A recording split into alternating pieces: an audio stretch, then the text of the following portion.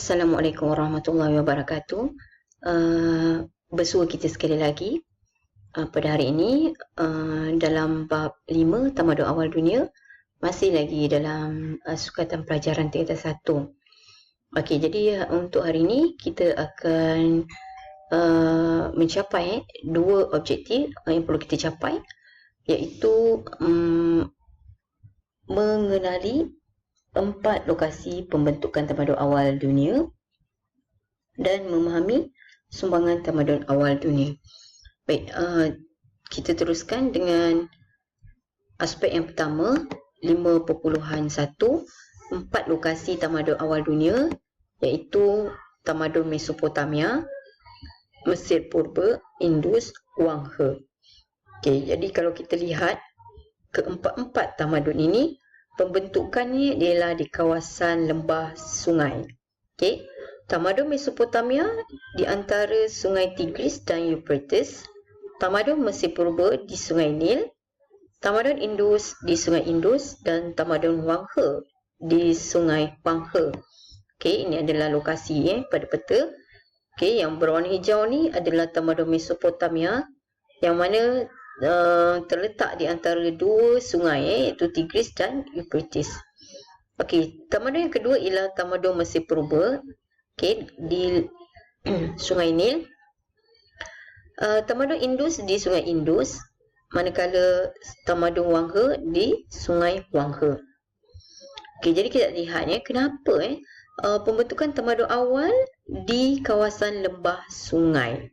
Okey, antara faktor-faktornya ialah kesuburan tanah, terutama untuk aktiviti pertanian, perhubungan dan pengangkutan, untuk aktiviti perdagangan, pertempatan, sistem pengairan, bekalan air dan sumber makanan. Okey, kita lihat perkembangan 4 tamadun awal dunia.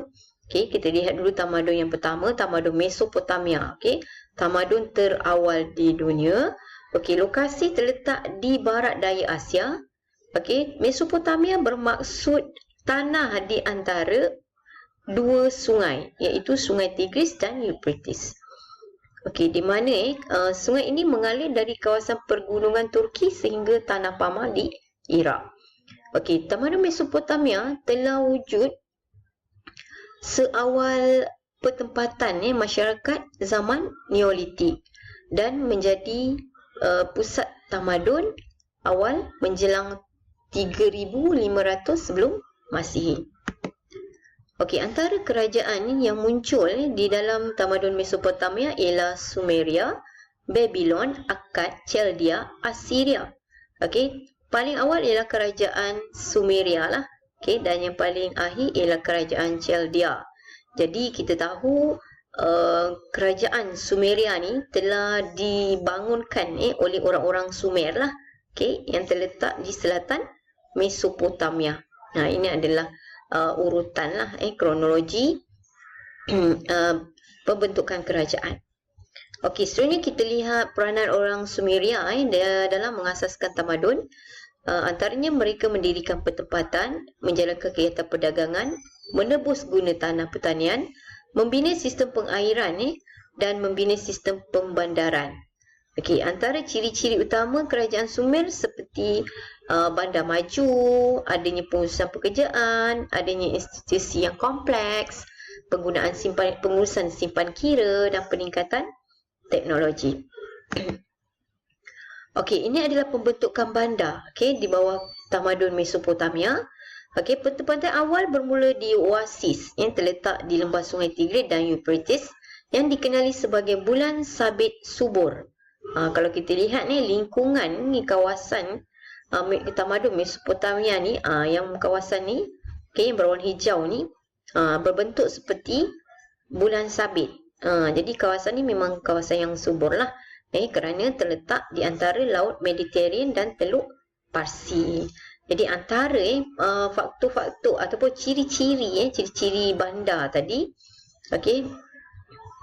ialah rumah ibadat, pembinaan piramid yang didirikan yang dikenali sebagai zigurat di kawasan pusat bandar. Okey, ini menjadi rumah ibadat lah. Okey, kemudian pembinaan tembok pertahanan tembok yang tinggi di kawasan bandar. Tujuannya sebagai pertahanan lah, daripada serangan luar. Okey, selain daripada itu ialah penggunaan batu bata yang dihasilkan daripada tanah liat. Okey, struktur bangunan juga dibina daripada batu bata. Ini adalah antara perkembangan yang berlaku di bandar-bandar besar.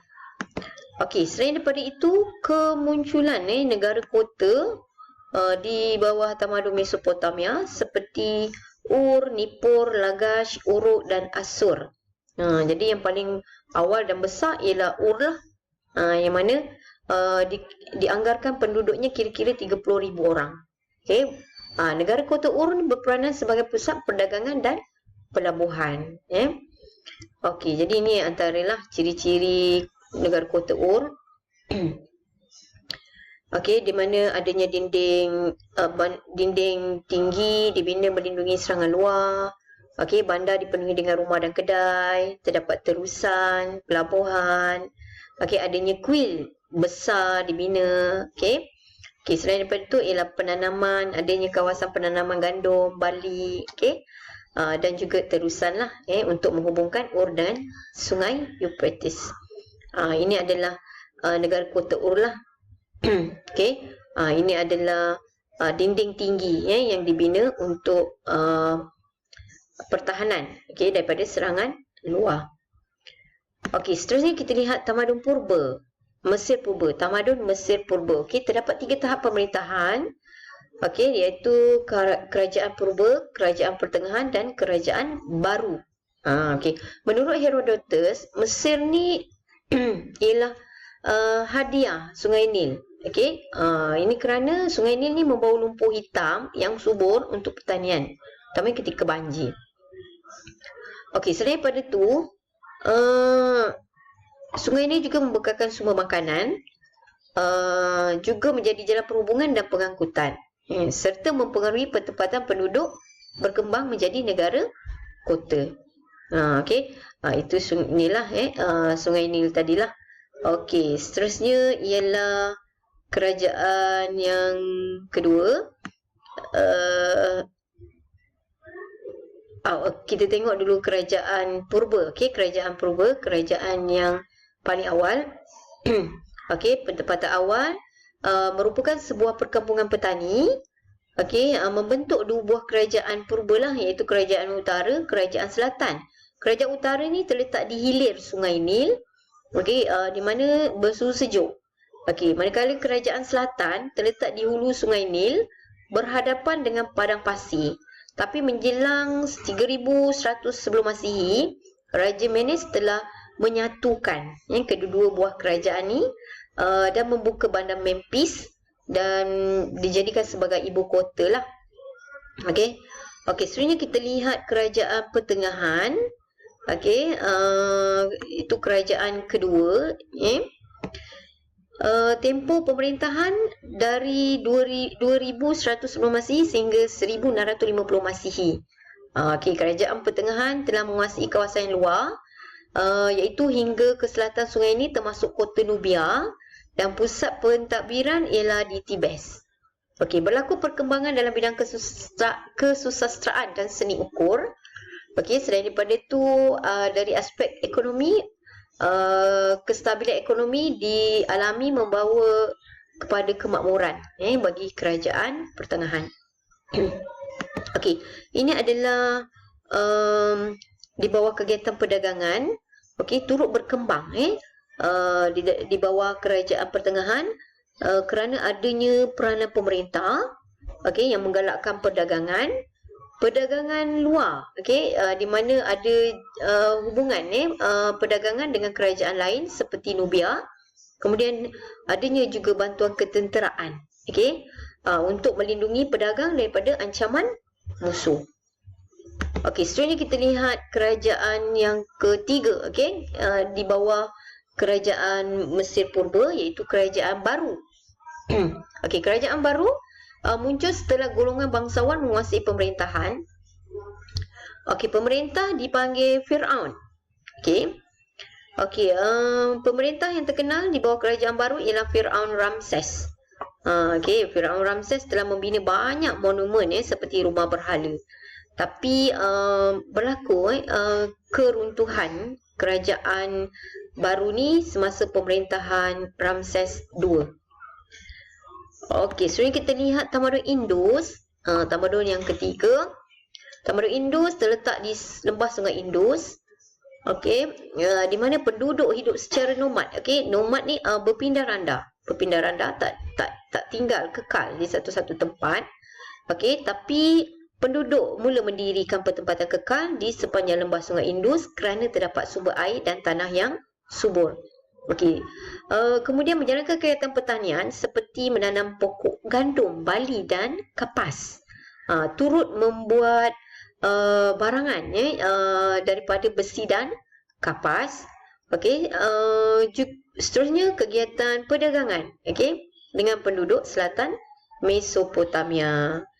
Okey, seterusnya kita lihat dua musim ekstrim di lembah Indus, iaitu musim kering, musim hujan.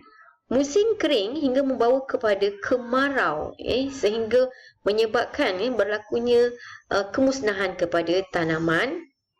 Okey, manakala musim hujan hingga membawa kepada banjir, dan juga memusnahkan kawasan pertempatan dan tanaman. Okey, seterusnya kita lihat di bawah tamadun Indus munculnya bandar-bandar yang terkenal. Okey, terdapat dua kubu kota yang terkenal, iaitu Mohenjo-daro dan Harappa. Okey, ini dipanggil bandar terancang. Okey, bandar terancang terawal.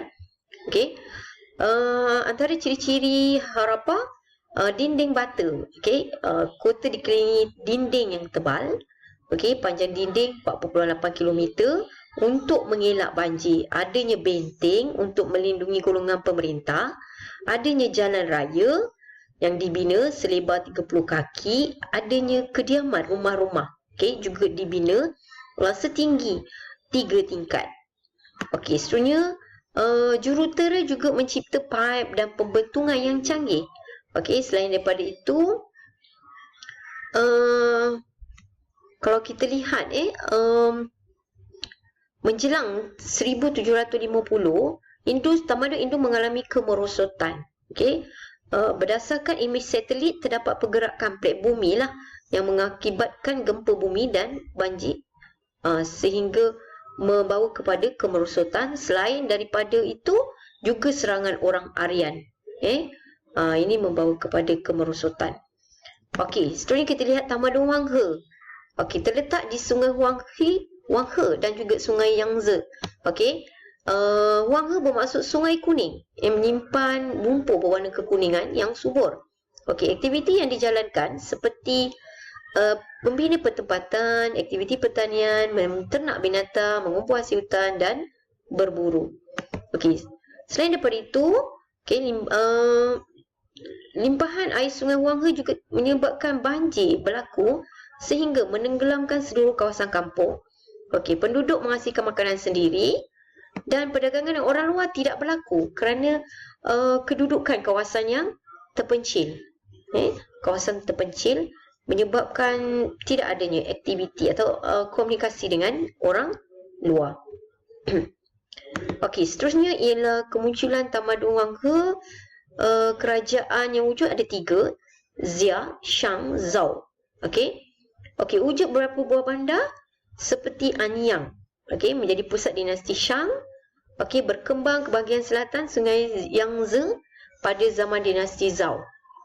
Okey, selain daripada itu, kemajuan dalam pertanian mencipta ciptaan daripada kayu dan logam. Ini digunakan dalam aktiviti pertanian. Okey, juga membuat tembikar, membuat kapal, menghasilkan barnis, sutera, sulaman dan ukiran. Okey, jadi ini berkisar 4 buah tamadun awal dunia. Okey, jadi untuk 5.2 kita akan lihat tangkap layar yang kedua. Okey,